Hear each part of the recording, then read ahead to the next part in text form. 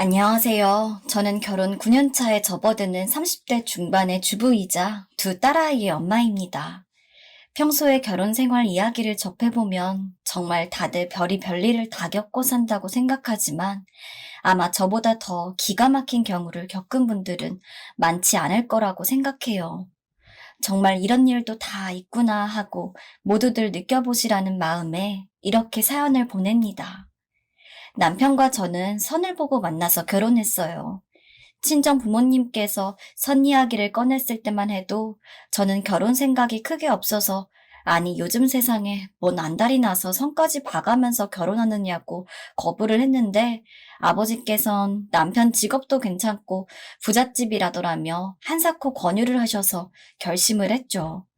친정도 돈이 아쉬운 형편은 아니었지만 저희 아버지께서 그래도 하나뿐인 딸 자식 이왕이면 부잣집에 보내 돈 걱정이 없게 하리라고 평소 늘 이야기하셨던 터라 왠지 그 마음이 이해가기도 했고요.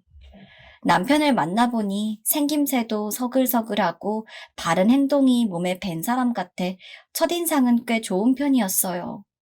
이후 10개월간 만나면서 가끔은 바르게 행동해야 한다는 것이 강박 비슷하게 느껴지기는 했지만 그게 또 흠은 아니니까요.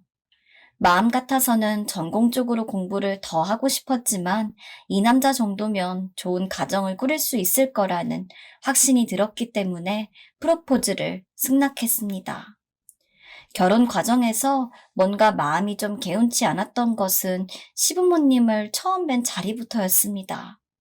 남편이 꽤 막둥이라서 시부모님 연세가 많다 보니 제가 옛날 분들 생각이나 행동을 다 맞춰서 잘할 수 있을까 하는 걱정이 조금 있었는데 두 분을 뵙고 나니 그런 부담은 좀 덜했어요.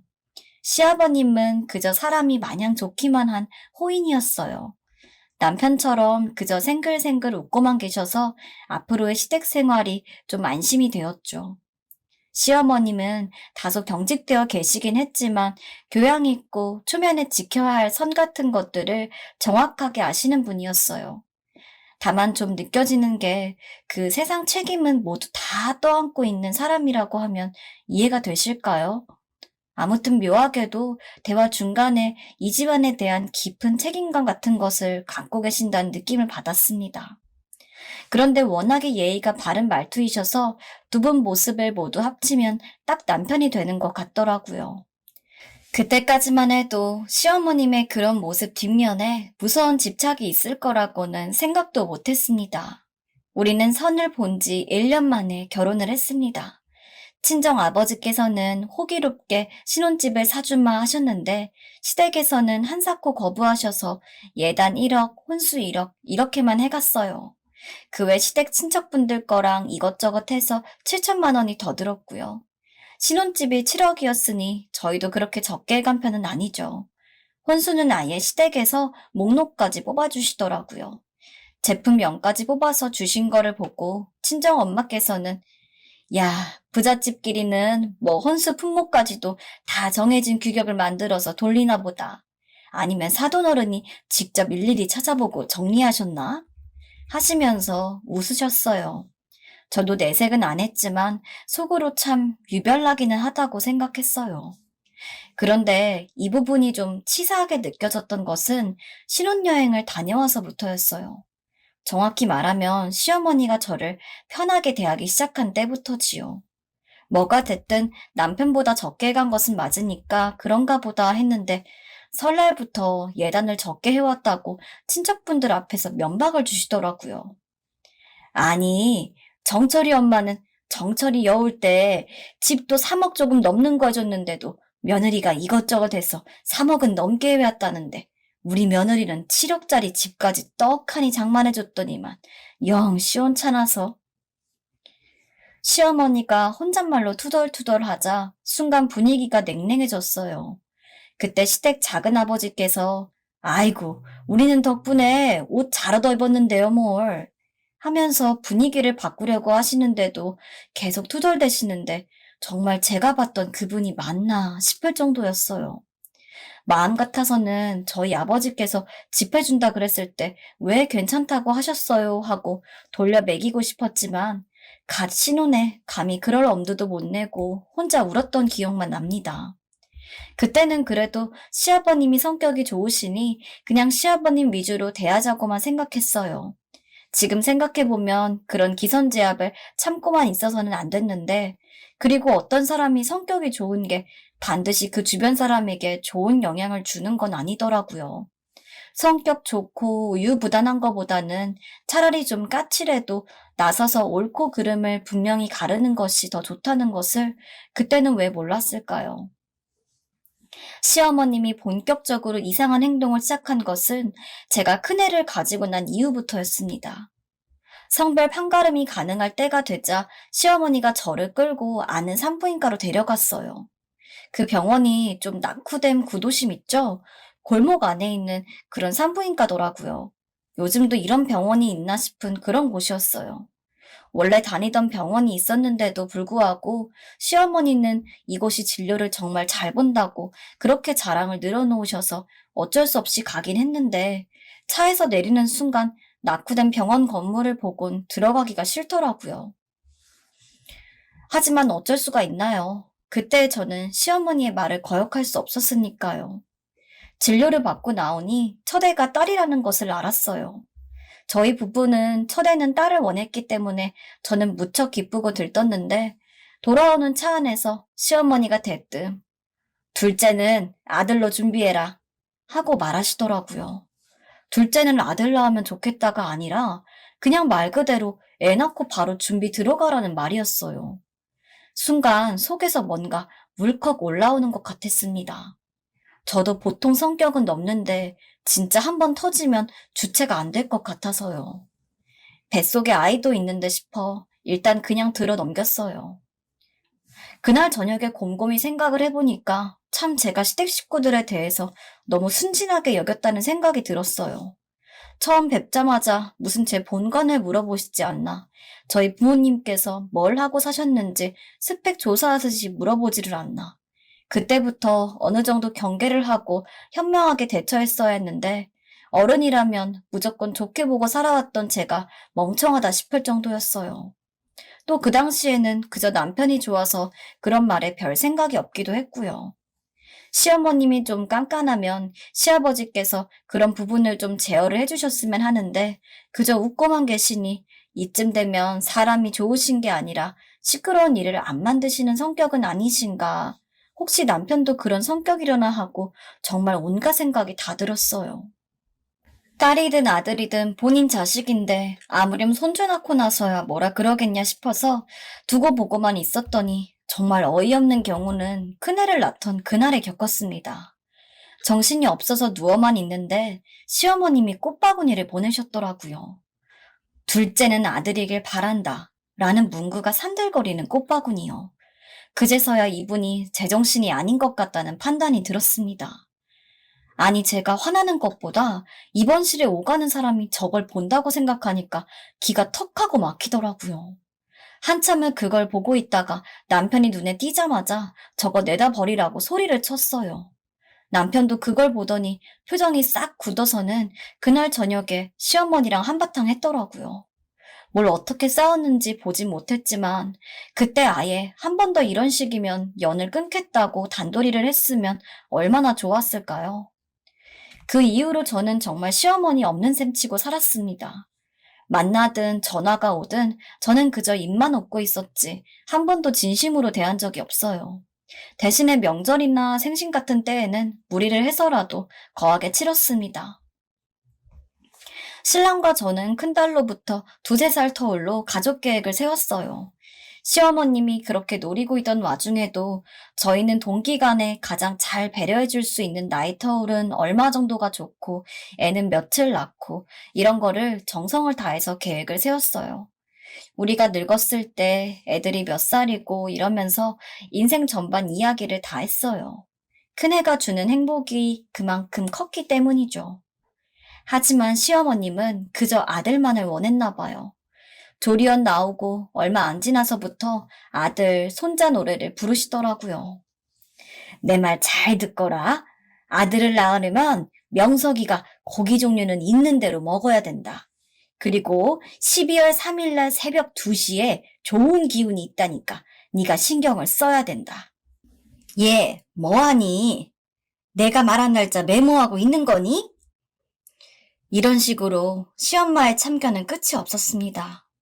곧 70을 바라보는 연세의 손녀 같은 며느리한테 저런 말을 하시고 부끄러움도 없으신지 외려 제가 부끄러워서 전화 상이나마 고개를 못 들겠더라고요. 근데 저도 어느 순간부터 이골이 나서 뭐 그러시든지 마시든지 하며 내내 하면서 흘려듣기만 했어요. 실제로 저희 둘째는 3년 뒤에나 가졌습니다. 그런데 그 과정을 다 설명하자면 정말 끝도 없는 에피소드들이 많습니다. 우선 별의별 이상한 음식을 다 보내세요. 뭘로 만들었는지도 모르는 한약 같은 거는 기본이고요. 개구리에 민물고기에 대체 뭘 어떻게 조리해서 어디부터 먹어야 될지 난감하더라고요. 보내신 후에는 꼭 먹었는지 확인 전화도 하시고요. 짐작하시는 분들도 계시겠지만 무당도 당연히 찾아갔어요. 아니 무슨 무당이 애를 베게 해주나요? 무당이 한의사 진맥하듯이 제 귀 옆에 방울을 딸랑대는데 사람이 정말 어이가 없으니까 뒷짐지고 껄껄 웃게 되더라고요. 이 난리를 3년을 버텼습니다. 가끔 저 양반이 참 하시는 게 귀엽다 싶을 정도로 무심하게 넘기면서요. 그리고 드디어 저희의 둘째가 생겼습니다. 저와 남편은 우리가 세운 가족 계획대로 진행한 일이었지만 시어머님의 3년은 나름 피가 마르는 집착의 시간이었나 봅니다. 애를 갖기 몇 개월쯤에는 눈에 띄게 초조해하는 모습이 느껴졌어요. 그리고 정말 끔찍한 일이 벌어졌습니다. 둘째 임신 사실을 알게 되니 저는 왠지 모르게 시댁에 임신 사실을 알리는 것이 꺼림직했어요. 뭔가 모를 불안감에 남편에게도 그런 상의를 했죠.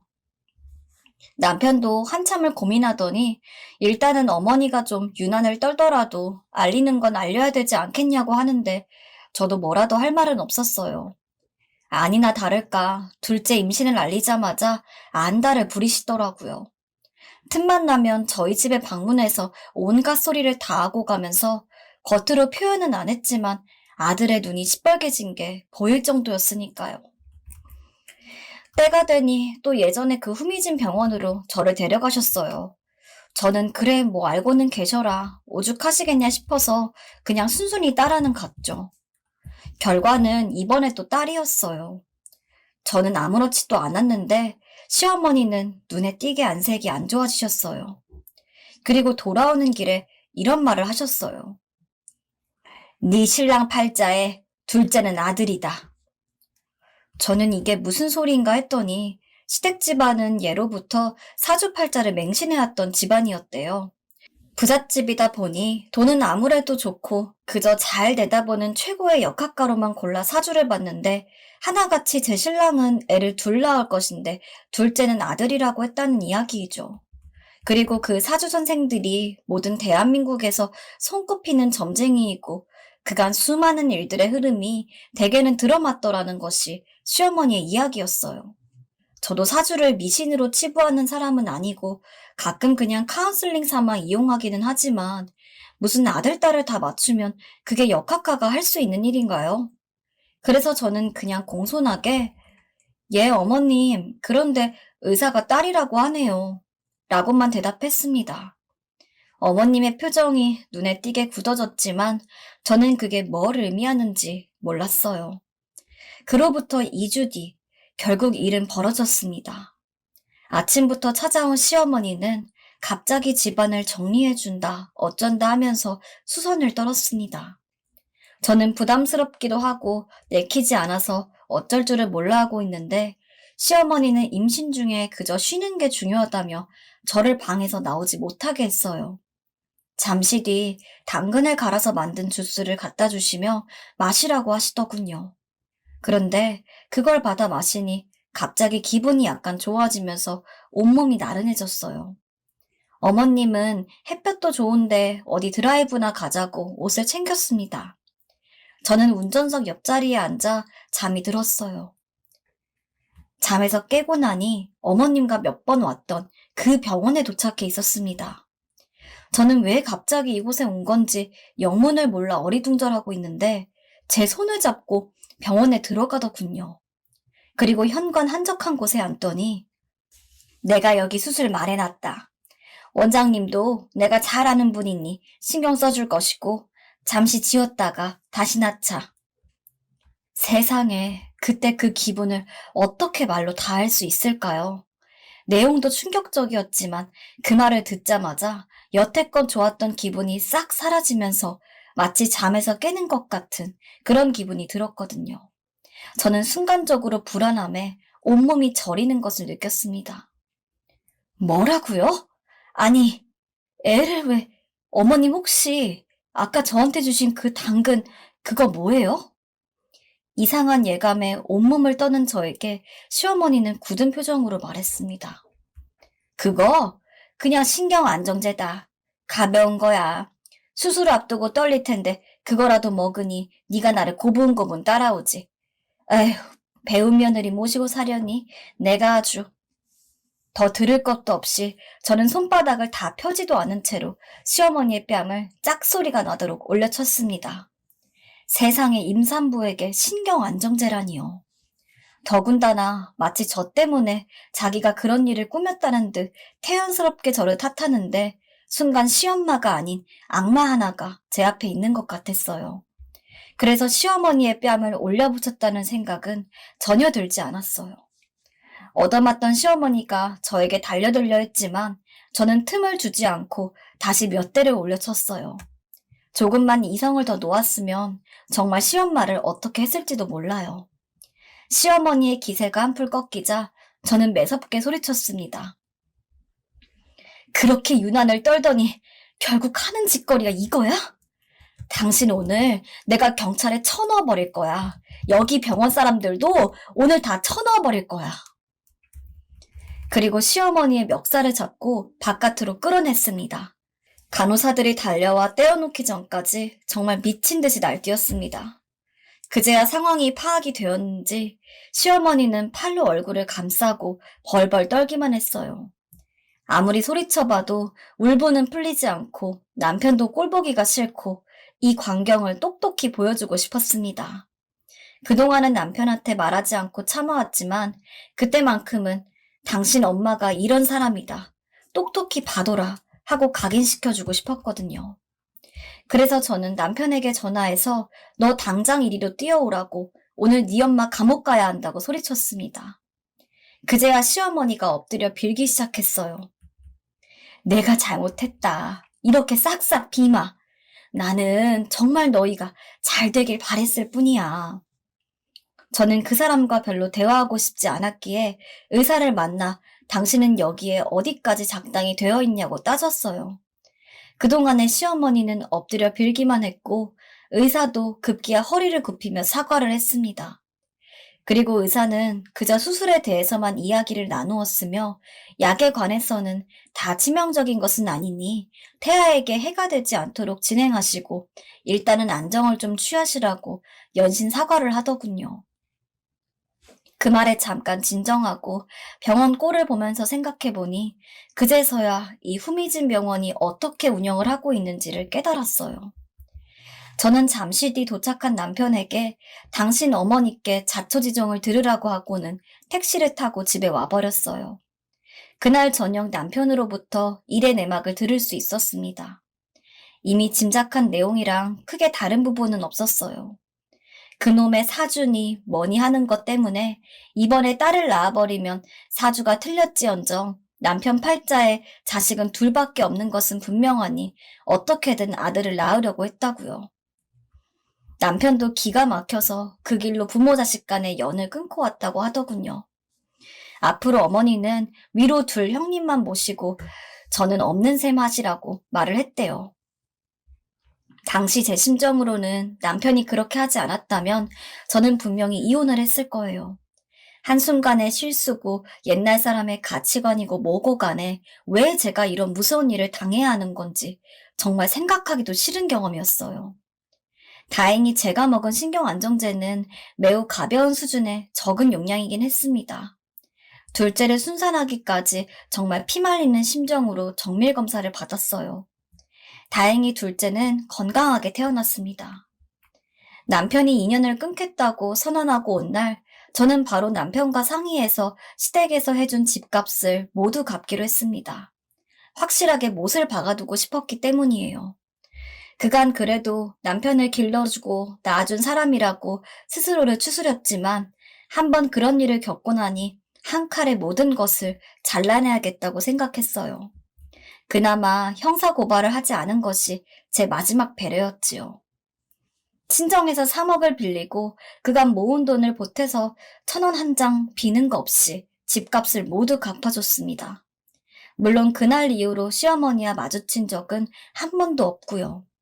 얼마 후에 시아버지의 사과 전화가 있긴 했지만 저는 한사코 묵묵부답으로 응했습니다. 지금 당장은 받아들이기 어렵다는 그런 말도 안 했죠. 남편의 의지가 강했으므로 저 역시 어떠한 여지도 주고 싶지 않았으니까요. 이 이야기는 그동안 어디 가서 단 한 번도 하지 못한 이야기입니다. 친구나 주변인들이 시댁이 어떻고 고부간이 어떻고 떠들어대도 차마 꺼낼 수가 없었어요. 말이 맑았고 상황이 상황 같아야 어디다가 하소연이라도 하죠. 다만 이 사연을 들으시는 모든 며느리분들, 시댁 어른들이 혹시나 선을 넘는다 싶으면 딱 부러지게 고쳐주세요. 싸울 일이 아니라 고쳐줘야 하는 것 같아요. 저도 처음부터 그날까지 겪으면서 할 말이 없었겠어요. 그저 어른이니까 이해하자, 맞춰주자 했더니 결국 그런 지경까지 오게 되더라고요. 다행히 남편의 응단 덕분에 저는 지금 행복합니다. 다들 행복한 가정 꾸리시길 바랍니다. 두 번째 사연입니다.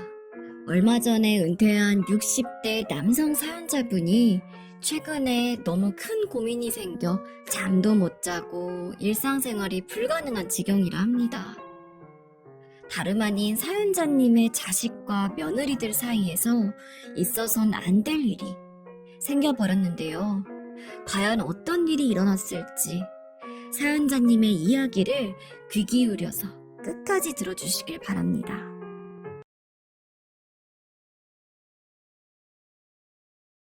얼마 전에 직장 생활을 모두 마치고 은퇴한 60대 남성입니다.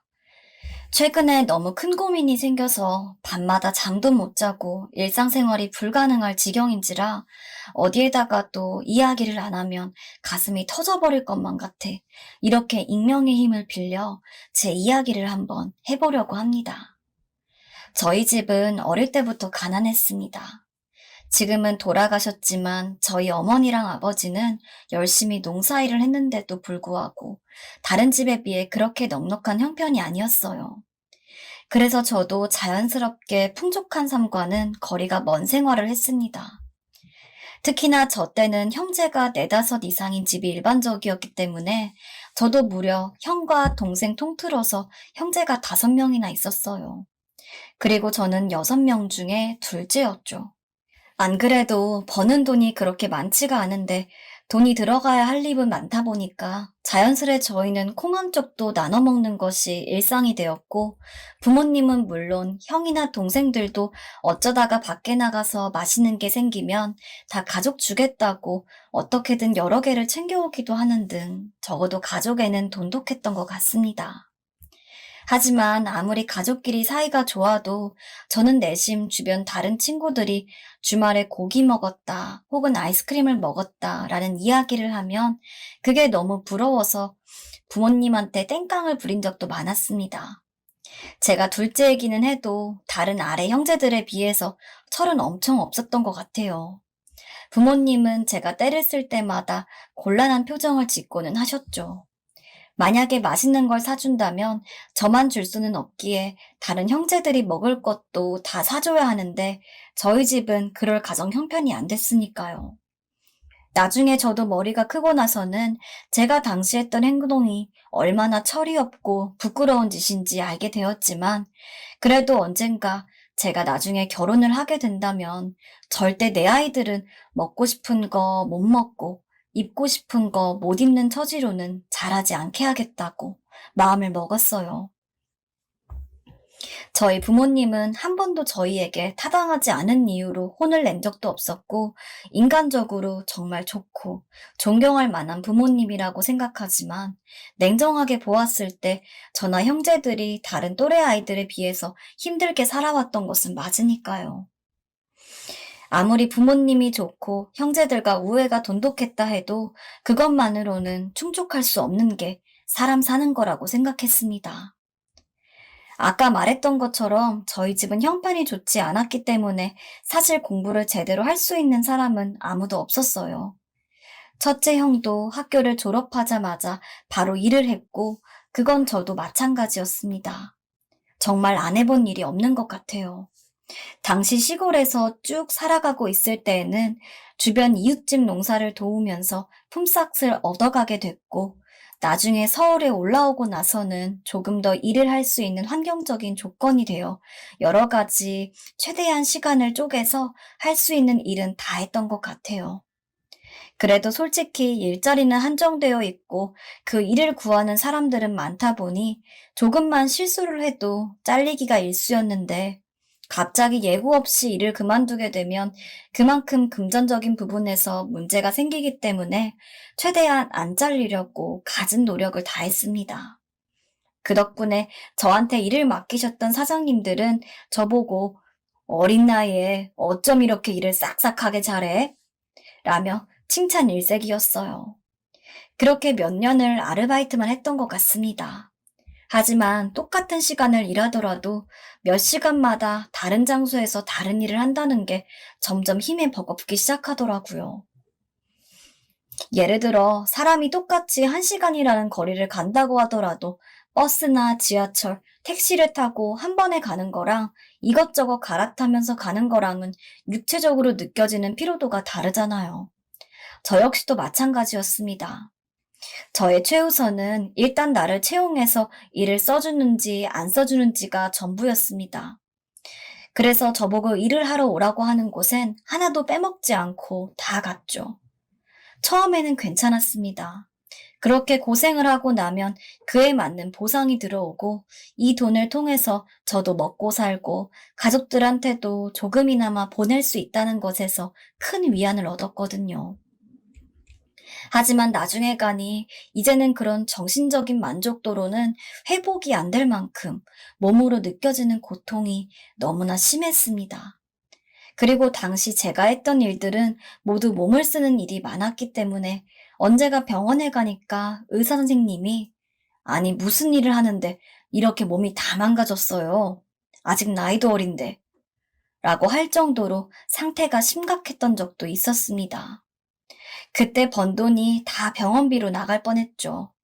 아무튼 그렇게 한번 크게 아프고 나니까 이런 식으로 무식하게 일만 해서는 안 되겠다는 생각이 딱 스치더라고요.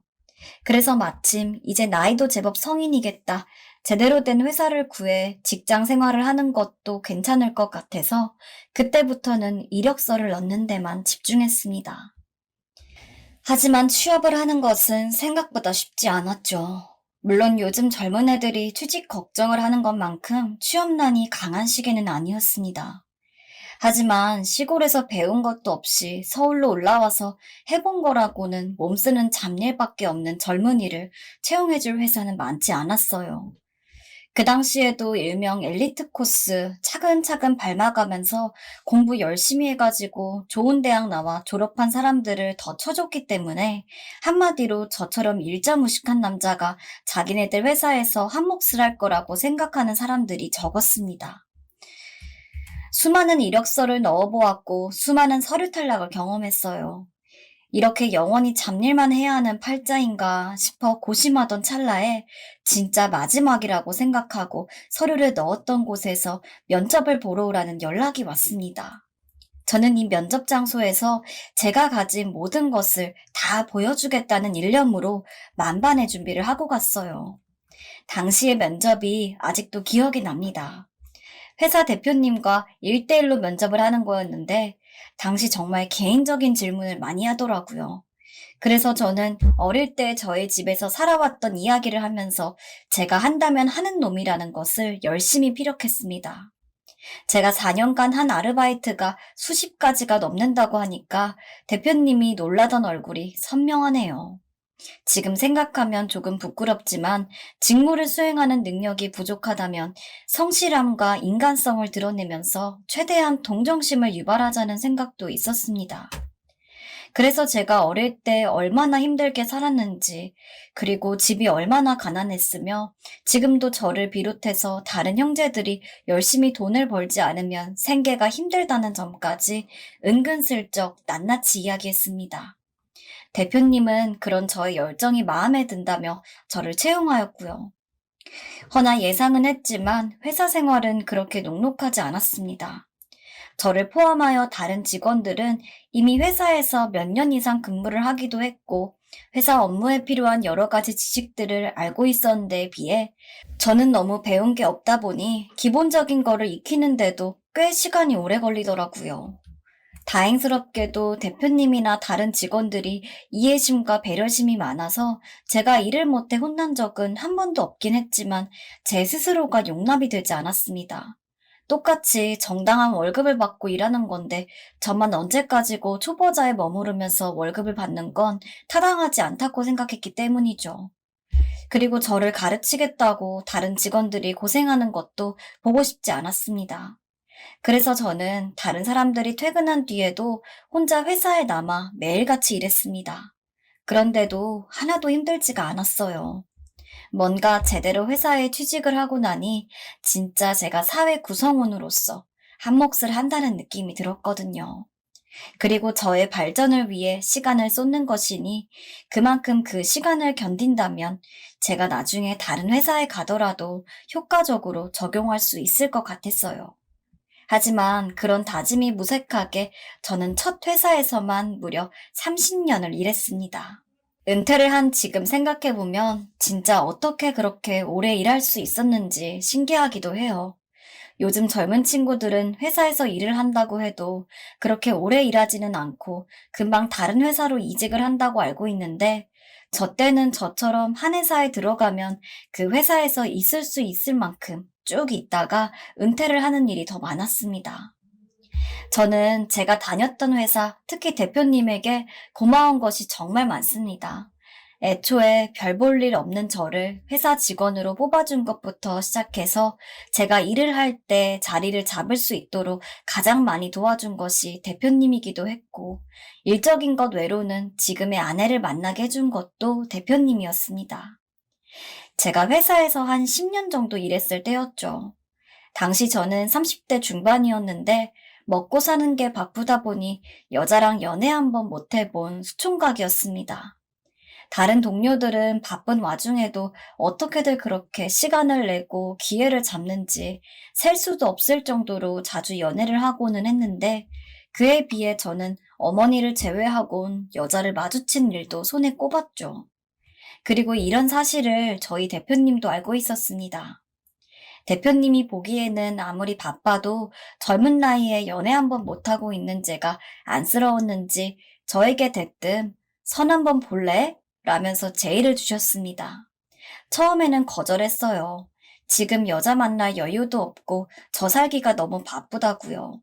하지만 제가 거절을 하고 나서도 대표님께서는 은근히 눈치를 주면서 제가 본인이 주선한 선자리에 나가기를 계속 바라시더라고요. 그래서 그냥 하루 만나는 것 정도는 괜찮겠다 싶어가지고 알겠다고 하고 약속을 잡고 나갔습니다. 근데 정말 사람 사는 일은 어떻게 될지 모르는 것 같아요. 분명 한 번만 보고 안 만나기로 다짐을 했던 여자가 제 아내가 되었거든요. 분명히 사는 게 바빠 연애를 안 하기로 했었는데 대체 언제 그랬냐는 듯 저는 어느새 아내와 애인 관계가 되었습니다. 어쩐지 지금 아내와 사귀지 않으면 제 인생에서 이런 여자는 다시는 못 만날 것 같다는 느낌이 들었어요.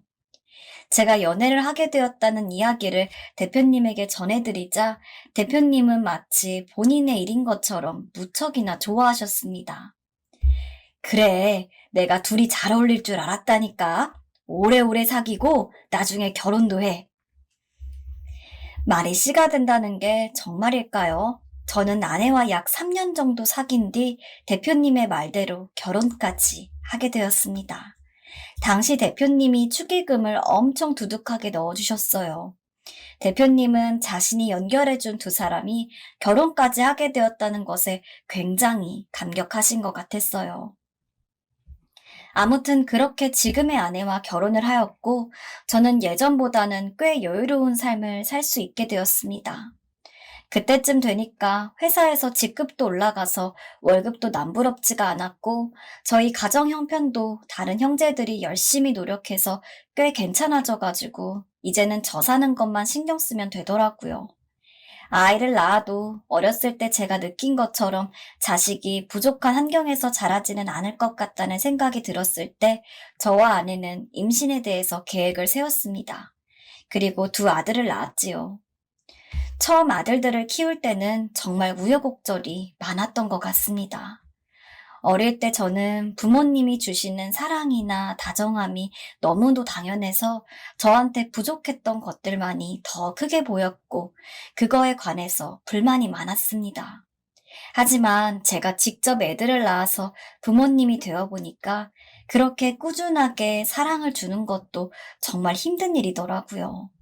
저는 둘만 낳아 기르는 것도 힘든데 심지어 저희 부모님은 저를 포함해서 6명의 아들들이 있었으니 더더욱 힘드셨겠죠. 하지만 한 번도 그런 티를 내지 않고 어떻게든 부모로서의 책임을 다하려고 노력하셨다는 것을 저는 무려 20년이 지나서 알게 된 것입니다.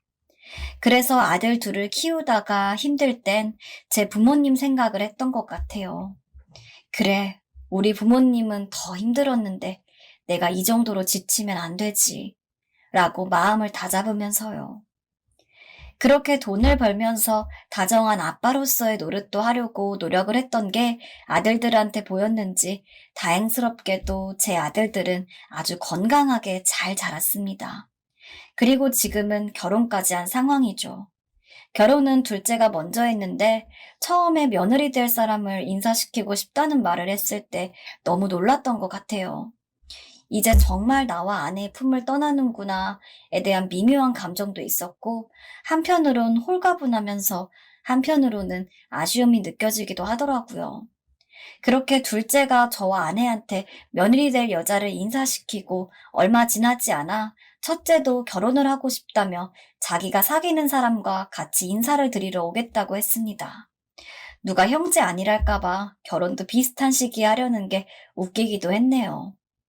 마침 있는 아들들이 다 결혼한다고 분가를 생각하고 있다 보니 저도 아내와 같이 서울에서 벗어나 다시 제가 예전에 살던 것 같은 시골로 귀농을 하는 것에 대해 진지하게 계획을 세웠습니다.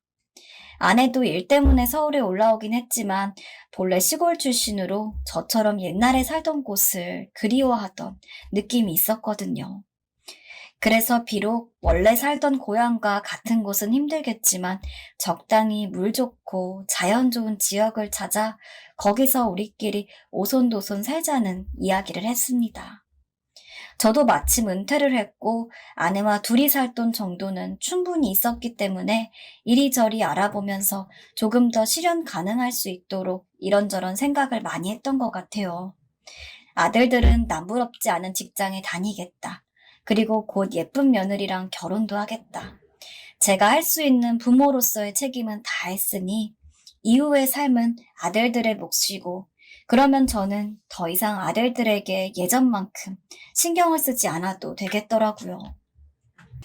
지금까지 젊을 때는 내 부모님을 위해 조금 나이가 먹고선 내 아이를 위해 살아왔으니 이제는 저도 욕심을 좀 챙겨 저와 아내만을 위한 삶을 살고 싶었습니다.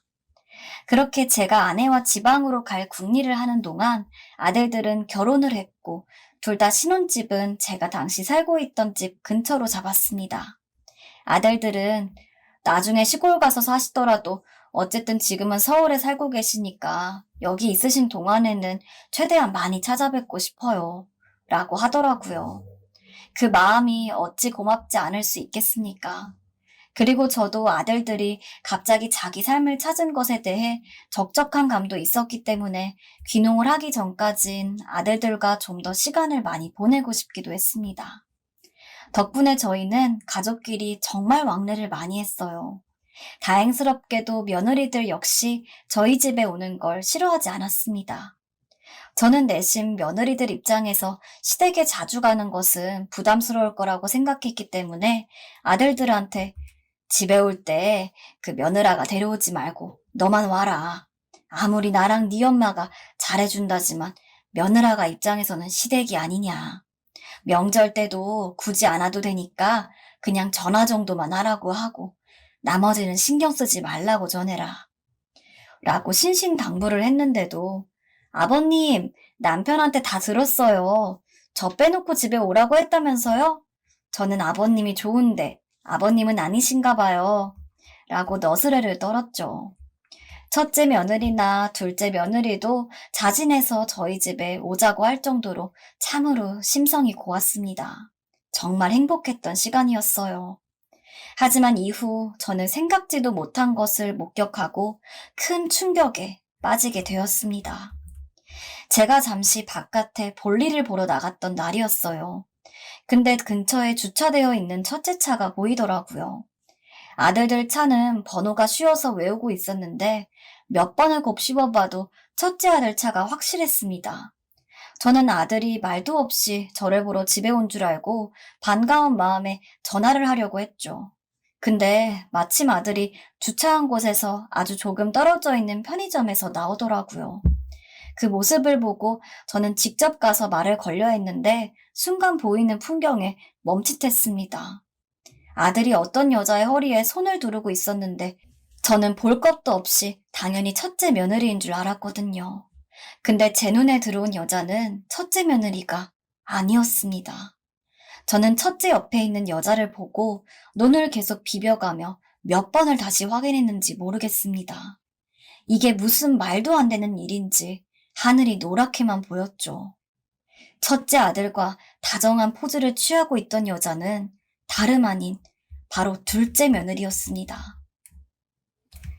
평소 온 가족이 모였을 때 첫째 아들이랑 둘째 며느리가 친밀하게 교류하는 것은 단 한 번도 못 봤고 설사 그렇다고 해도 이런 곳에서 서로 허리에 손을 감을 정도는 아니라고 판단이 돼 순간 몸이 부들부들 떨리더라고요.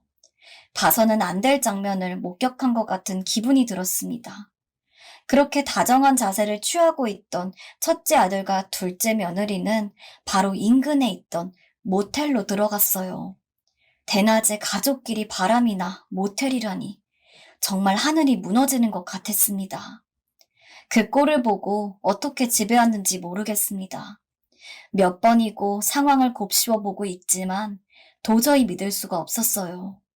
아무리 봐도 정황상 첫째 아들과 둘째 며느리가 불륜을 하고 있는 건데 어떻게 다른 사람도 아니고 이미 한 가족이 된 사이끼리 바람을 필 수가 있는 건지 제 상식선에선 납득이 되지 않는 장면이었습니다. 이 이야기를 아내나 둘째 아들 그리고 첫째 며느리한테 이야기하려 했지만 섣부르게 했다간 셋 다 충격만 받고 아무런 해결이 되지 않을 것 같아서 일단은 저만 알고 있긴 합니다. 도대체 어디서부터 잘못된 운명일까요? 벌써 일주일이 지났는데 솔직히 굉장히 두렵습니다. 첫째도 둘째도 아내도 며느리들도 다 웃고 있는데 저만 가시밭길을 걸어가고 있는 느낌이에요. 말해야 한다는 것은 알고 있지만 너무도 행복하게 살아왔고 앞으로도 문제없이 행복할 수 있는 순간들이 제 말 한마디로 인해서 모두 깨질 것 같아 무서움이 정말 큽니다. 대체 제가 어떻게 대응을 해야 최대한 상처 없이 모든 사건이 마무리가 될 수 있을지 도저히 아무런 방안이 떠오르지가 않습니다. 첫째 아들과 둘째 며느리를 불러 조용히 이야기해볼까 싶기도 한데 한편으론 그것도 문제가 많을 것 같아 섣불리 행동에 옮기지 못하고 있습니다. 제발 도와주십시오. 어떻게 해야 지금 이 사태를 최대한 현명하게 끝낼 수 있을까요? 제 머리로는 답이 도저히 나오질 않네요. 세 번째 사연 참 기구한 이야기인데요. 자식과 남편을 떠난 것도 모자라 거액의 빚까지 안긴 어머니. 여러분들은 이해하실 수 있으신가요? 자, 그럼 사연 시작해 보겠습니다.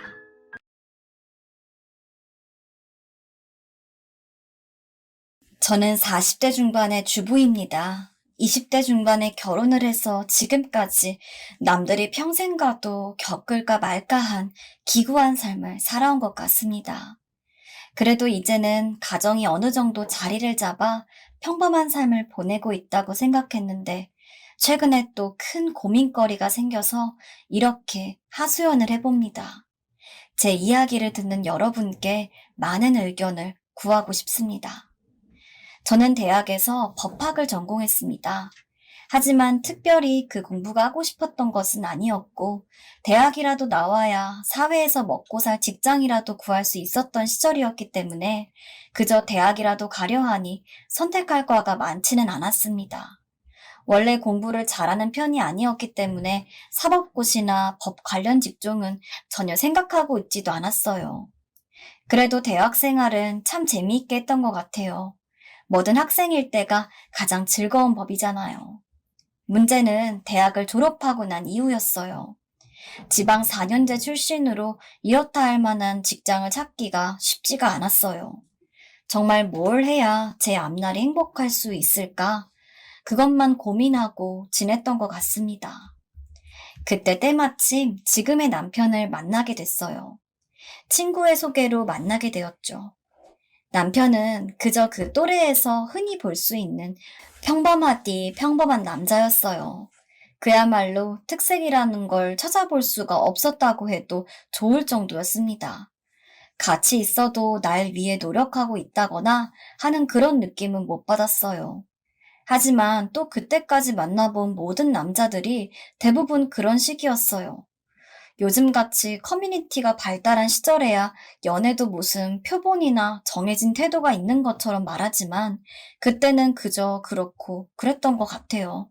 한마디로 남자들이 좀 심심하고 점잖았죠. 사실 저는 좀 유머가 많은 남자를 좋아하는 편이었어요. 센스 있고 요즘 말로 하면 스윗한 그런 사람이요. 남편은 그런대로 듬직하고 남자다운 면이 있긴 했지만 제 이상형과는 거리가 좀 있었죠. 그런데 남편은 집안이 좀 잘 살았어요. 자기 집안 이야기는 잘 안 하는 편이라 처음에는 그냥 좀 사나보다 했는데 알고 보니 아버지가 공장을 하나 운영하는 정도의 재력가였습니다. 그 사실을 알고 나니까 그간 제가 해왔던 고민을 해결해 줄 수 있는 사람이 바로 이 남자겠구나 하는 확신이 들었습니다. 마침 남편 집안에서도 결혼을 빨리 하기를 바라는 눈치이기도 했고요. 그러다 보니 이제 제 쪽에서 안달이 났습니다. 그 흔한 여우짓 같은 것도 할 줄 모르는 성격이었으니 그저 남편한테 지극정성으로 어필했어요. 그래도 적당히 완급 조절하면서 남자를 쥐락펴락하는 정도는 됐고 일부러 미래에 대한 이야기도 많이 했죠. 다행히 남편도 뭔가를 복잡하게 생각하는 성격은 아니어서 우리는 비교적 이른 나이에 결혼을 했습니다. 결혼 과정에서 제일 속상했던 것은 혼수였어요. 저희 집 형편이 그렇게 넉넉하지가 않아서 많은 혼수를 해가지는 못했거든요. 그나마 제가 아락바락 모아둔 돈이 있어서 간신히 체면치레는 했지만 부잣집 혼수치고는 턱도 없었죠.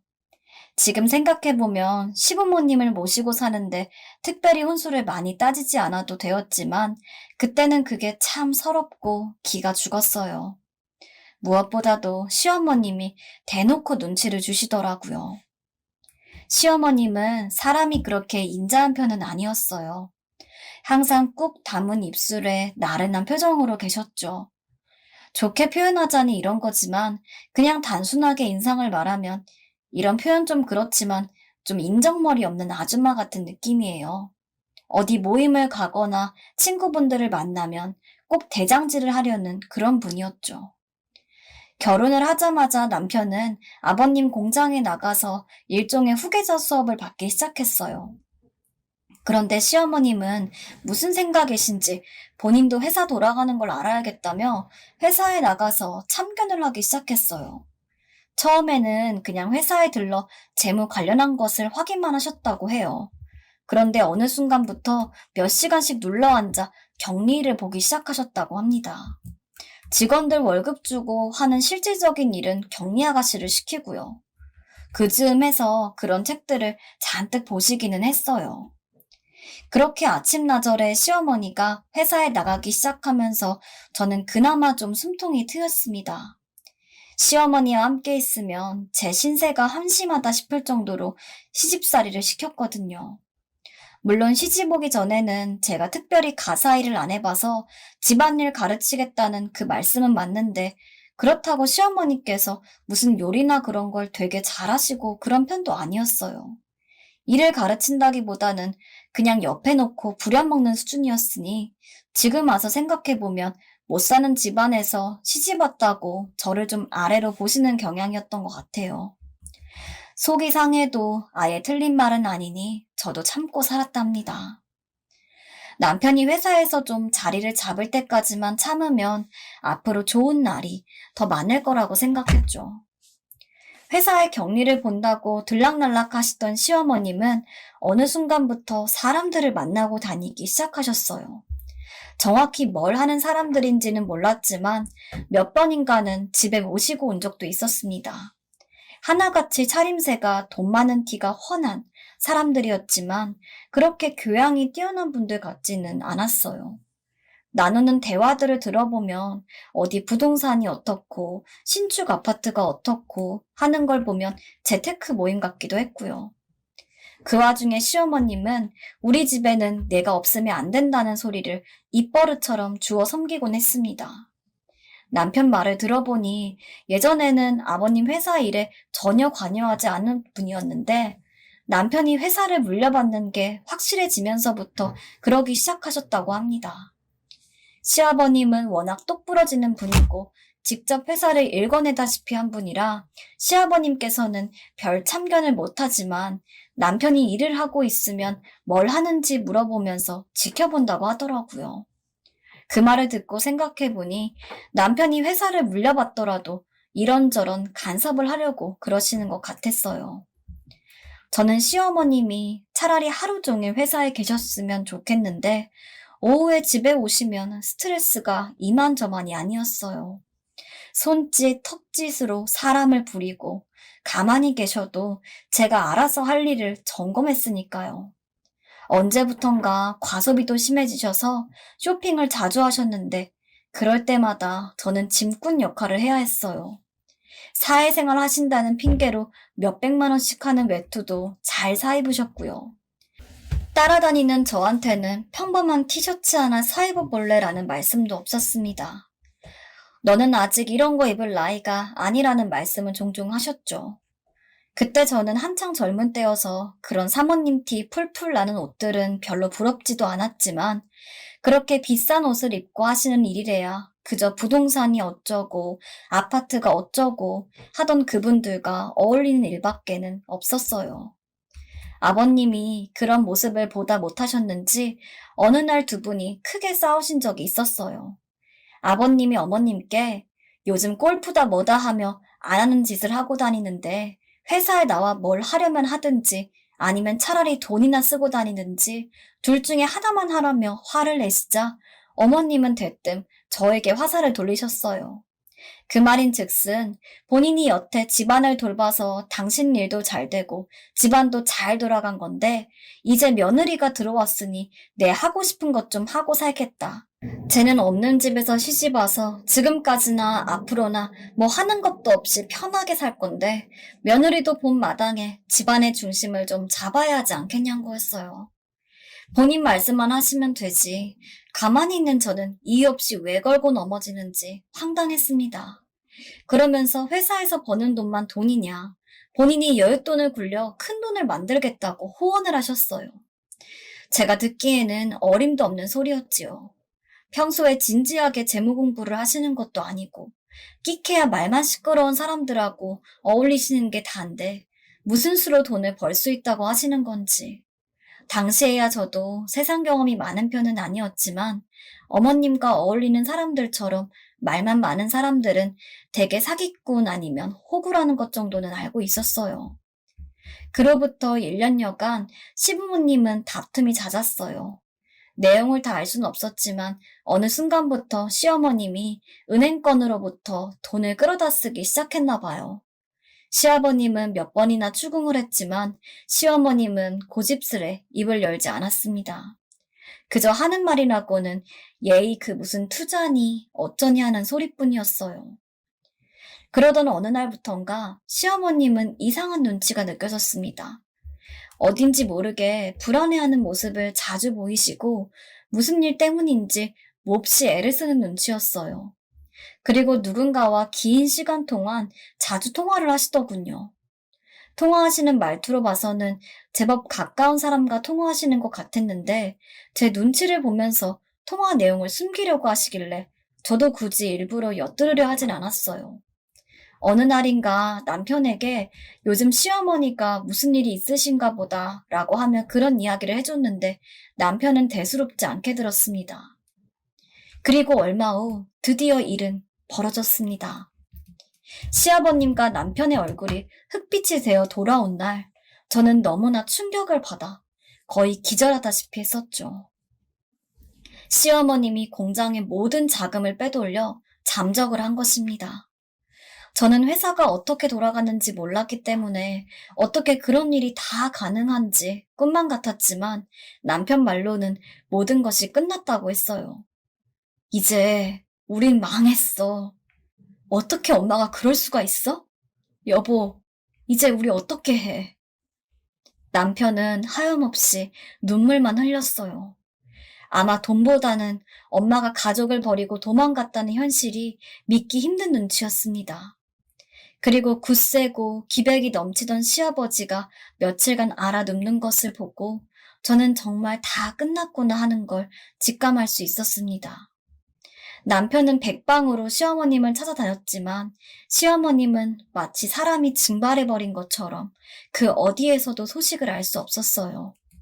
시어머님 친척분들과 형제분들도 전혀 낌새를 알 수 없었다고 하니 아주 치밀하게 계획된 일이란 것만 짐작했지요. 사람이 성공하기는 그렇게 어려워도 망하는 것은 참 빠르더군요. 이것저것 정리를 하고 나니까 우리에게 남은 거라곤 전세로 얻은 15평 아파트 한 채가 전부였습니다. 2살 된 딸아이를 키우며 시아버지까지 모시고 살아갈 생각을 하니 정말 막막했어요. 그 사건 이후로 시아버님은 눈에 띄게 수척해져 갔습니다. 어느 순간부터는 말수도 없어지셨고요. 연세가 그렇게 많은 편도 아니셨지만 또래에 비해 10살은 젊어 보이셨을 정도로 건강하고 열정적인 분이셨는데 아무것도 하지 않고 매일 술만 드시다 보니 사람이 순식간에 몰라뵐 정도로 변하시더라고요. 가끔씩 본인 스스로 이래서 안 되겠다, 뭐라도 해야겠다 하며 의욕을 보이실 때도 있으셨지만 그렇게 해서 하시는 일이라고는 보름이고 한 달이고 어머니를 찾으러 다니시는 일이 전부였어요. 물론 저 역시 그때에는 참 앞날이 막막했습니다. 하지만 어느 순간부터는 마음을 고쳐먹었어요. 생각해보면 처음부터 제가 뭘 갖고 있었던 건 아니었으니까요. 그렇게 생각하니 나까지 이 불행에 좌절할 필요는 없다는 생각이 들었습니다. 무엇보다도 어떻게든 아이를 키워야 했으니까요. 그간 안 해본 일이 없을 정도로 그저 기회가 닿으면 무슨 일이라도 했어요. 24시간 식당에서 몇 년간 밤일을 하다 보니 몸도 많이 상했지요. 그 와중에도 매일 술을 드시는 아버님 때문에 식당에서 장만한 음식을 아버님에게 안주로 드리기도 했고요. 그렇게 어른 봉양하고 아이 키우면서 젊은 날이 어떻게 흘러갔는지도 모를 정도였어요. 그로부터 10년 뒤 아버님은 술로 건강을 해치게 되어 결국은 돌아가셨습니다. 돌아가시기 몇 달 전부턴 밥도 잘 안 드시면서 거의 술만 드셨습니다. 그런 모습을 뵙고 있으니 참 기가 막힐 때도 있었지만 남편도 저도 그런 아버님을 케어할 여유가 없었어요. 어느 순간부턴 어떤 상황을 포기하는 것에 익숙해지더라고요. 그런데 아버님의 장례식장에서 친척들로부터 뜻밖에도 시어머님의 소식을 전해들을 수 있었습니다. 이모님들 말씀에 따르면 최근에 시어머님이 고향을 들렸다고 했어요. 본가에 혼자 며칠간 묵으면서 무슨 유산과 관련하여 알아보고 이모님들께 전화하셨다고 하더라고요. 남편에게 이 이야기를 전했더니 그야말로 피눈물을 쏟았습니다. 아마 아버님의 장례를 치르다 보니 돌아가신 어머님 때문에 더욱 애통했나 봐요. 장례식을 마치고 우리는 서둘러 어머님의 고향으로 내려갔습니다. 고향이라고 해봐야 이제는 어머님 친지분들도 안 계신 곳이었기 때문에 뭘 찾아낼 수 있을까 싶었는데 남편이 여기저기 수소문을 하더니 어머님 친구분들을 찾았고 그분들로부터 어머님이 왔다 간 이야기를 들을 수 있었어요.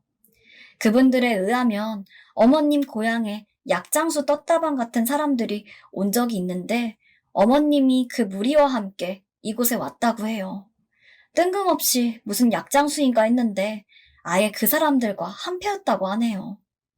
대체 어떻게 된 영문인지 궁금했지만 그 이상의 소식은 들을 수가 없었어요. 남편은 한동안 더 어머님을 추적했지만 직장을 두고 무작정 시간을 낼 수가 없어 찾는 것을 그만두었습니다.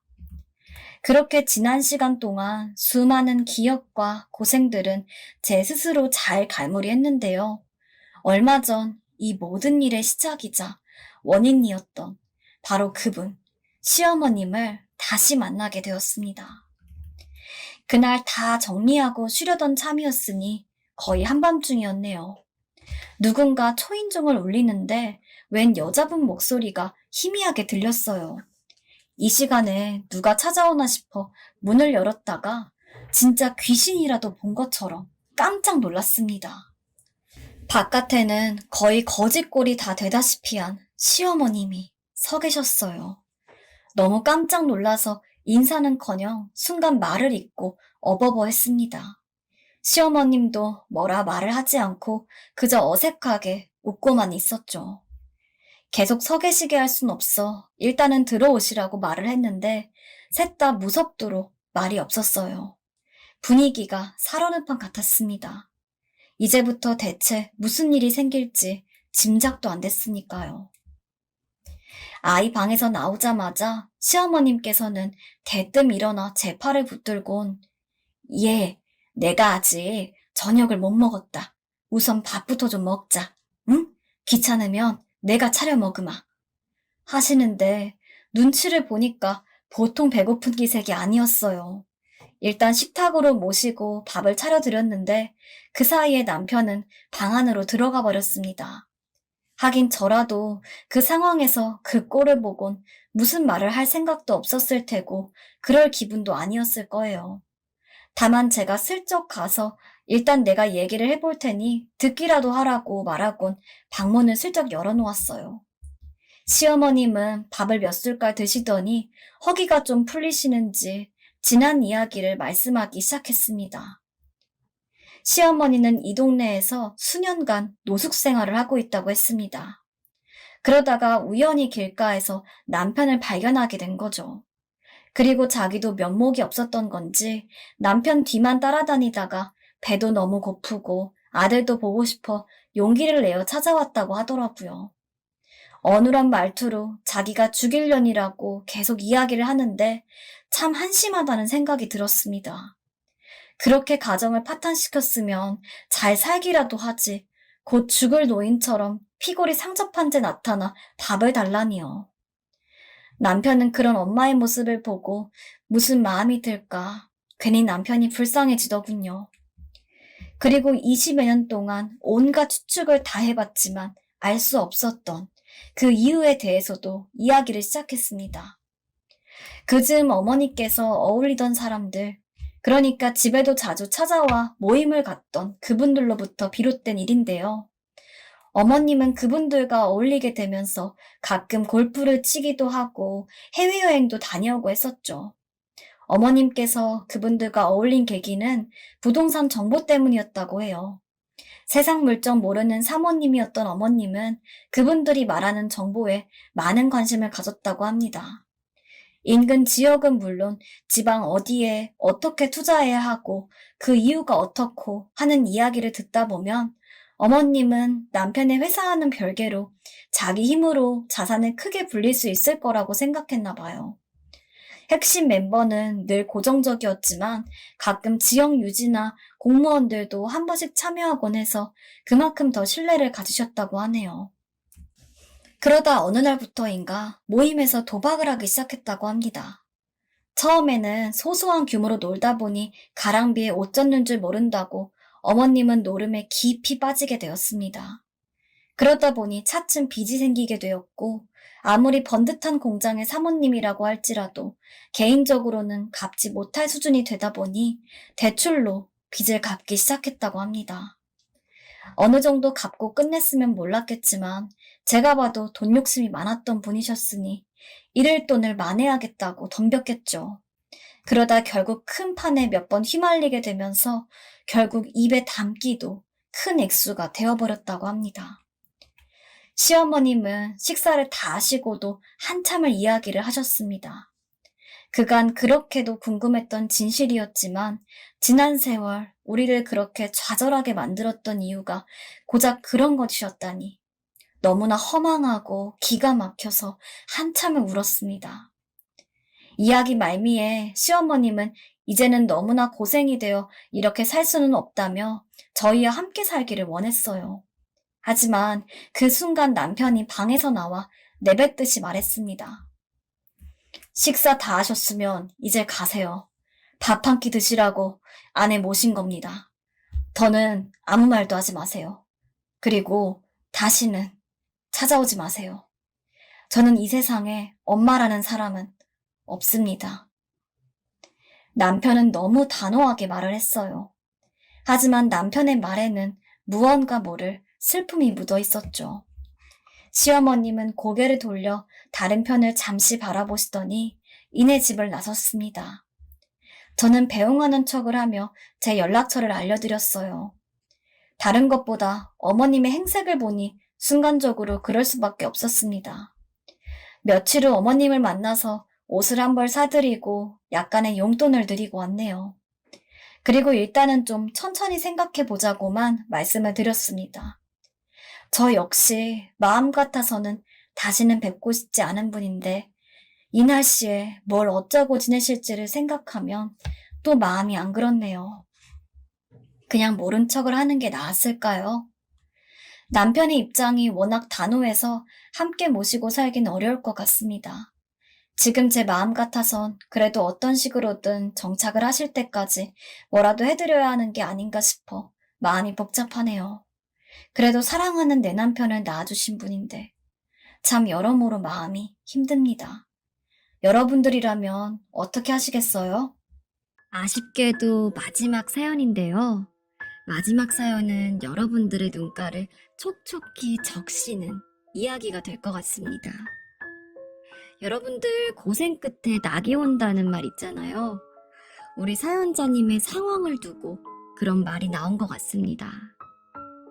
자, 그럼 사연자님의 이야기 지금 만나러 가볼까요?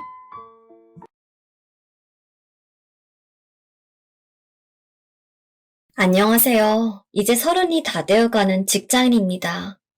코로나 때문에 취업이 어렵다고 들었는데 저 역시 한참 동안 취업이 안 돼서 고생하다가 최근에 직장을 들어가게 됐어요. 근데 그 직장에서 정말 상상치도 못한 일이 벌어졌습니다. 정말 사람 인연이라는 게 무시해서는 안 되는구나 라는 걸 느꼈던 사건이었어요. 부족한 글솜씨이지만 모쪼록 잘 봐주셨으면 좋겠습니다. 저는 아주 어렸을 때부터 외할머니 손에서 자랐어요. 몇 살부터인지는 기억도 나지 않습니다. 그냥 기억이라는 게 존재하는 어린 시절부터 생각을 해보면 제 주변에는 엄마랑 아빠, 대신 할머니가 있었어요. 지금은 돌아가신 상황이고 어릴 적 저를 돌봐주신 건 맞지만 저는 외할머니와 사는 것을 단 하루도 좋아해 본 적이 없습니다. 왜냐하면 외할머니는 저를 많이 혼내기도 하였고 매일같이 욕을 하셨거든요. 무슨 말인지 알아듣지도 못하는 어린 시절부터 은연중에 할머니가 하는 말이 좋지 않은 내용이라는 건 알았기 때문에 저는 한 집에 있으면서도 최대한 할머니를 피하기 위해서 애를 썼습니다. 저희 부모님은 제가 아기였을 때부터 헤어져서 살았다고 해요.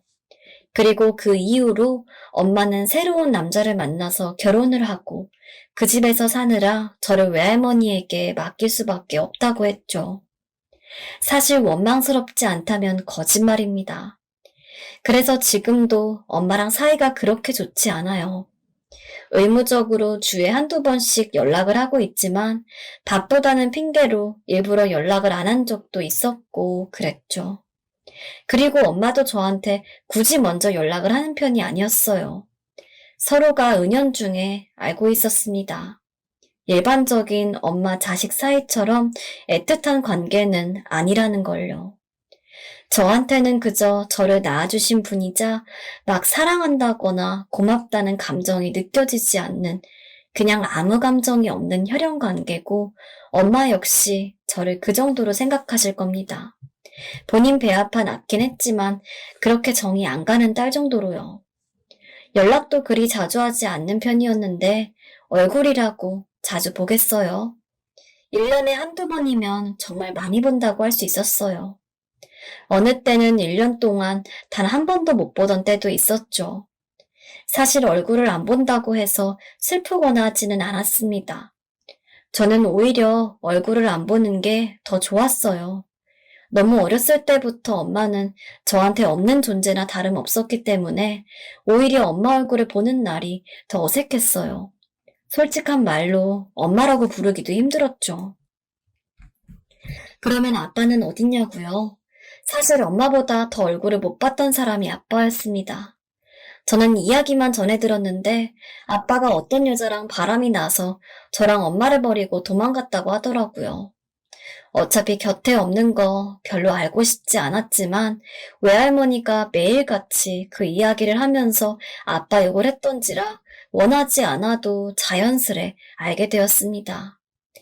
매일은 아니지만 어쨌든 종종 저랑 연락도 하고 얼굴도 보는 엄마가 저를 외면하고 본인의 삶만 중요시하며 사는 것도 원망스러웠지만 저한테는 아빠 역시 증오스럽기는 마찬가지였어요. 이럴 거면 나를 왜 낳았는지에 대한 생각도 했고 가끔 엄마랑 아빠랑 셋이서 오순도순 사는 꿈을 꾸다 깨면 현실은 전혀 그렇지 않다는 것에 너무 속이 상해서 다시 잠들지 못하고 엉엉 운 경험도 많습니다. 그렇게 저를 둘러싼 현실이 저에게 다정하지 않다는 것을 알게 된 이후 제가 할 수 있는 것은 공부뿐이었어요.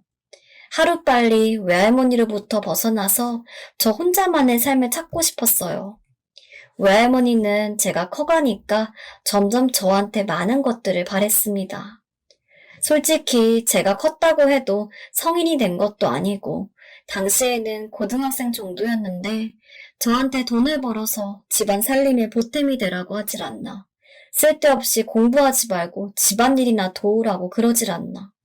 정말 별의별 이야기를 다 들었던 것 같습니다.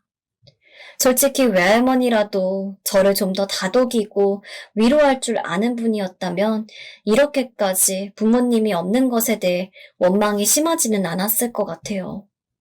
근데 외할머니마저 저를 그리 좋아하지 않고 제가 본인을 돕기는 바라면서 듣고 싶지도 않은 욕은 맨날 하니까 역으로 이럴 때 제 곁에서 든든하게 버팀목이 되어주는 엄마 아빠가 없다는 게 더 힘이 들었습니다. 제 또래 다른 친구들은 맨날 주말 되면 엄마랑 어디 갔다, 아빠랑 어디 갔다, 고깃집으로 외식하러 갔다, 이런 이야기 하는데 저는 그럴 때마다 할 말이 없어 가만히 있는 것도 너무 쪽팔렸고 속이 상했어요. 다행스럽게도 교우 관계는 좋아서 친구들은 많았지만 저는 그 누구에게도 저희 집 사정에 대해 이야기하지 않았습니다. 언제 제 이야기가 약점이 될지도 모르고, 솔직히 제 주변 친구들은 다들 집안이 화목하고 잘 사는 애들이 대부분이어서 저랑 비교해보면 제가 너무 초라해지더라고요. 굳이 부모님 이야기를 안 꺼내도 그런 초라함을 뼈저리게 느끼곤 했는데, 굳이 제 손으로 제 무덤을 팔 필요는 없으니까요. 그래서 저는 친구들이 가족 이야기를 할 때마다 모르는 척 흘려넘기거나 아니면 최대한 다른 주제로 이야기를 바꾸고 그랬습니다. 아무튼 저는 제 주변 환경을 생각해 봤을 때 남들보다 부족한 것이 무척이나 많기 때문에 없는 엄마 아빠를 데려와 살 수는 없어도 최소한 내가 스스로 노력해서 돋보일 수 있는 부분은 돋보여야 한다고 생각했어요. 그리고 그게 바로 공부였죠. 성적은 제가 열심히 노력만 하면 무조건 오르는 거고, 제 또래 학생들이 보기에 공부 잘하는 애만큼 선망받는 것도 없었으니까요. 그래서 저는 시험 기간 때마다 늘 코피가 날 정도로 공부를 했고, 자는 시간도 쪼개가면서 새벽까지 교과서를 보다가 학교에 밤을 새고 간 적도 있었습니다. 형편이 넉넉지 않아서 학원이나 과외는 꿈도 꾸지 못했어요. 그나마 선생님의 도움을 받아 교사형 문제집 한 권을 받은 것이 제 유일한 희망이었죠. 근데 공부도 공부 머리가 있어야 하는 거더라고요. 진짜 어디다 내놔도 자신 있게 말할 수 있을 만큼 누구보다 열심히 공부했다고 자신했는데 성적은 썩 마음에 들지 않게 나올 때가 많았습니다. 사실 평소에 공부를 할 때도 남들보다 효율이 안 좋다고 많이 느꼈습니다. 제가 외운 것을 금방 까먹기도 하고 외우는 것 자체가 오래 걸려 같은 부분을 똑같이 공부해도 시간이 배 이상은 걸리더라고요. 하지만 정말 다행스럽게도 공부복은 안 좋았을지언정 입시복은 나쁘지 않았습니다. 저는 성적에 비해 좋은 대학에 입학할 수 있었거든요. 비록 대학에 가서도 성적을 많이 신경 써야 했지만 일단 최우선 과제라고 할 수 있는 대학에 입학을 성공했다는 것부터 한시름을 놓을 수가 있었어요. 그렇게 남들보다 조금 빠르게 여유를 즐겼습니다. 사실 여유라고 해도 별다른 일은 하지 않았어요. 오히려 알바를 구해서 열심히 돈을 벌기 바빴으니까요. 외할머니가 제 대학 등록금을 내줄 여력은 전혀 없었고 엄마가 도와준다고는 했지만 솔직한 심정으로 제가 돈이 있었다면 엄마한테 도움은 안 받았을 것 같아요. 그래도 입학할 때는 어쩔 수 없이 도움을 받는다고 해도 그 이후로 졸업할 때까진 엄마 손 안 벌리고 제가 다 내고 싶어서 그때부턴 열심히 돈을 모을 궁리를 했습니다. 그러다 보니까 대학에 가서도 남들은 전공 공부에 집중할 때 저는 돈을 번다고 무척 바빴습니다. 안 그래도 공부머리가 없는데 남들보다 공부에 집중할 수 있는 시간도 줄어들다 보니 제가 아무리 노력을 해도 학점이 잘 나오지를 않더라고요. 이미 저보다 공부 잘하는 애들은 너무 많았고 저는 솔직히 제 수준에 비해 높은 대학을 온 거라 정말 말 그대로 뱁새가 황새 따라가다 가랑이 찢어지는 경험을 해야만 했습니다. 아무튼 대학교에서 4년이라는 시간은 굉장히 금방 지나갔어요. 즐거움도 잠시 4학년이 되자마자 저는 본격적으로 취업 준비를 해야 했죠. 취업 기본 조건이 학점인데 안타깝게도 저는 학점에서 그렇게 뛰어난 학생도 아니었고 그렇다고 해서 학점 외적으로 스펙이 엄청난 학생도 아니었어요. 아주 바닥은 아니었지만 그렇다고 아주 위도 아닌 굉장히 애매모호한 위치였어요. 근데 그런 주제에 돈은 많이 벌고 싶어서 대기업 위주로만 이력서를 넣었습니다. 인터넷에 찾아보니까 저만큼 스펙이 그렇게 좋지 않았는데도 면접 등에서 다른 강점을 어필하여 취직에 성공한 케이스들이 무척이나 많더라고요. 어리석게도 저는 그런 행운이 저에게도 찾아올 거라고 생각했죠. 지금 돌이켜보면 정말 미련했던 것 같습니다. 그렇게 거의 1년 동안 취직에 목을 매달았어요. 허송세월이었습니다. 그래도 돈을 버는 걸 아예 쉴 수는 없었기 때문에 알바를 꾸준하게 이어나갔지만 이미 졸업을 한 상태에서 남들은 다 취직을 했는데 저만 취직을 못한 채 일개 알바생으로서 살고 있다는 건 저한테 굉장히 초조함을 주었습니다. 나름대로 취직에 도움이 될 만한 아르바이트 자리를 일부러 잡아서 더 스펙을 쌓기도 했는데 취업은 정말 현실이더라고요. 하도 취업이 안 되니까 언젠가 혼자 조용히 마음을 정리하는 시간을 가졌는데 생각해보니 저보다 더 좋은 대학에 더 좋은 학점, 더 좋은 스펙을 가진 학생들이 널려있는 판에 제가 사장이어도 저를 뽑지는 않을 것 같았어요. 그래서 그때부터는 눈을 완전히 낮춰가지고 대기업에는 서류를 넣지 않고 유망해 보이는 중소기업에만 이력서를 제출해 보았습니다. 그래도 중소기업은 붙겠지? 라고 생각했어요. 하지만 제가 너무 거만하게 판단을 하고 있던 건지 중소기업에서도 연락이 오는 곳은 손에 꼽았죠. 그때까지 가니까 더 확실하게 알겠더라고요. 제가 무조건 대기업에 가겠다고 난리를 부렸던 게 정말 말도 안 되는 일이었다는 것을요. 진짜 이러다 영원히 아르바이트만 하면서 살아가면 어떻게 해야 하지? 라는 걱정까지 했습니다. 하지만 다행스럽게도 한 중소기업에서 연락이 왔고 저는 불이 나게 면접을 보러 갔습니다. 최대한 진솔하게 면접을 보고 며칠간 조마조마한 마음으로 결과를 기다렸어요. 그리고 무사히 합격을 할 수 있었습니다. 정말 죽다 살아난 기분이었어요. 회사는 연구직과 관련이 있어서 생산 쪽을 담당하는 직원들, 그리고 저처럼 본사 쪽에서 업무를 보는 직원들, 이렇게 두 분류로 나누어져 있었는데 생산직에 종사하는 직원들이 더 많아서 막상 같이 일하는 본사 직원들은 약 30명 정도밖에 안 됐습니다. 대기업에서 큰 돈을 벌며 일하는 동기들의 이야기를 들으면 많이 부러웠지만 정말로 힘들게 들어간 회사인 만큼 새로운 사람들과 만나는 것도 평소보다 즐거웠고 회사 자체도 비전이 보여서 열심히 하고 사람들과도 친해질 수 있도록 많이 노력했습니다. 회사를 다니면서 조금 놀라운 점이 있었다면 바로 대표님이었어요. 저희 대표님은 점심시간에 직원들이랑 함께 어울려서 점심을 먹기도 하고 일을 하다가도 힘들까봐 맛있는 거 사왔다면서 근처 카페에서 커피랑 간식 등을 사가지고 저희에게 나눠주기도 하는 등 굉장히 친근하고 스스럼 없게 직원들을 대하는 분이었습니다. 보통 회사 다니는 사람들 이야기를 들어보면 우스갯소리처럼 대표님은 회사를 안 나오는 게 직원들 사기를 증진시키는 데 도움이 된다고들 하는데 저희 회사 직원들은 대표님이 안 나오면 오히려 허전했어요.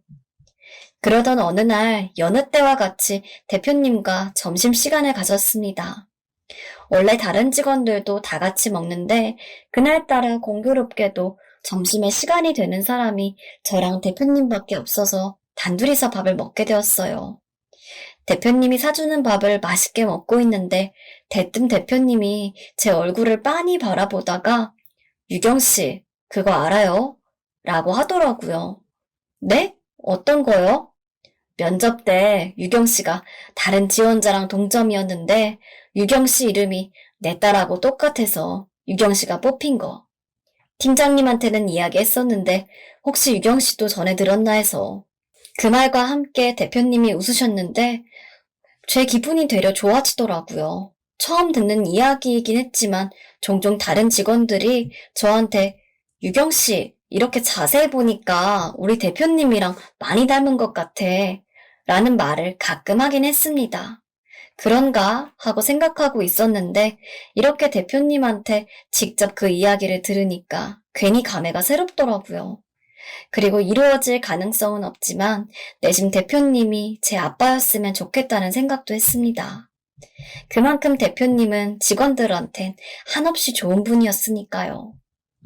그렇게 우연히 단둘이 가지게 된 점심 식사 이후에 저희 회사는 한동안 눈코 뜰 새 없이 바빴습니다. 여유롭게 가지던 점심시간도 없어진 지 오래였고 회사 사람들이 전부 편의점 삼각김밥으로 5분 안에 밥을 먹은 뒤에 다시 일을 해야 할 정도였어요.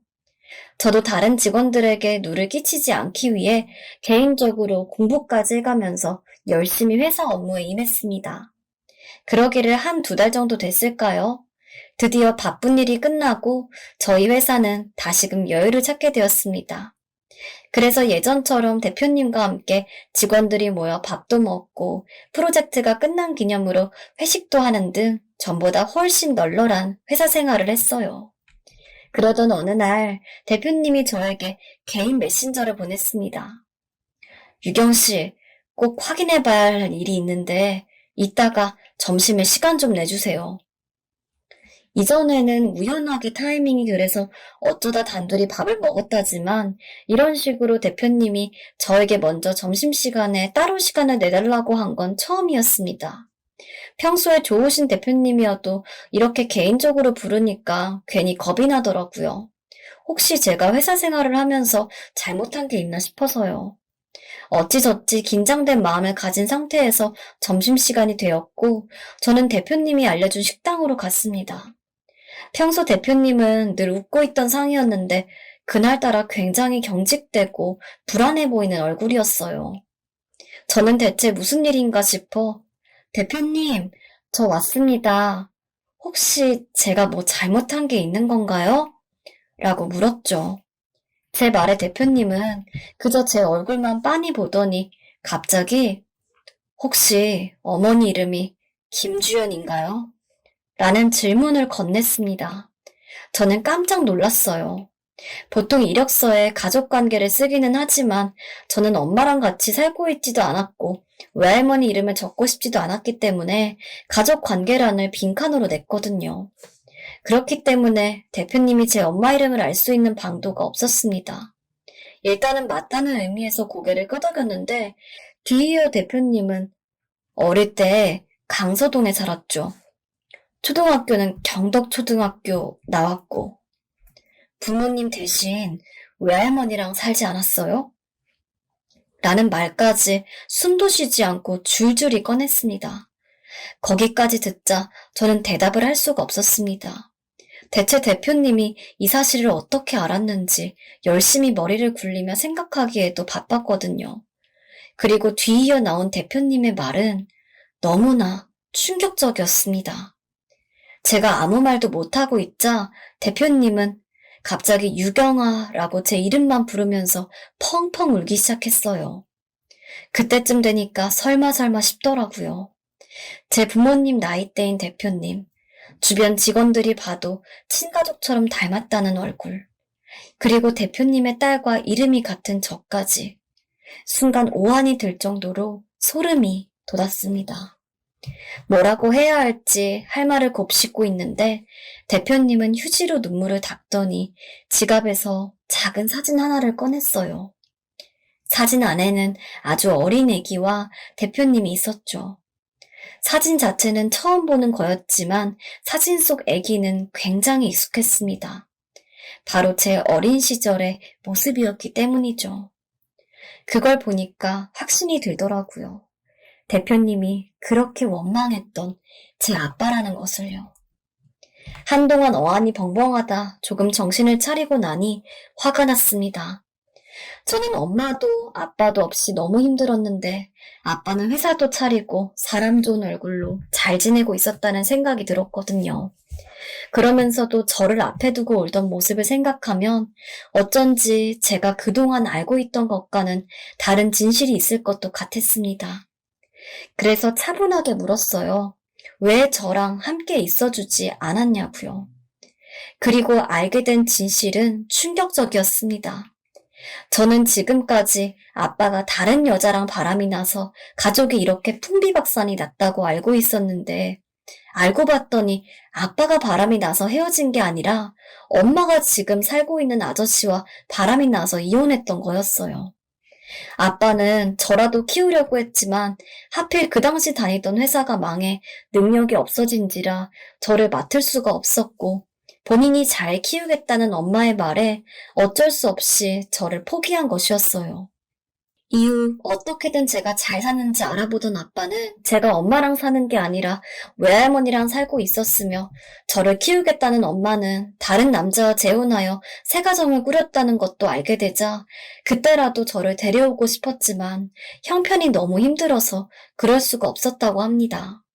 그러던 중에 아빠는 일자리를 찾아서 전국을 떠돌아야 했고, 제 소식을 들을 곳이 요원하게 되어 한동안 저에 대해 알 수가 없었다고 했어요. 그리고 가슴에 저를 묻어두었다고 합니다.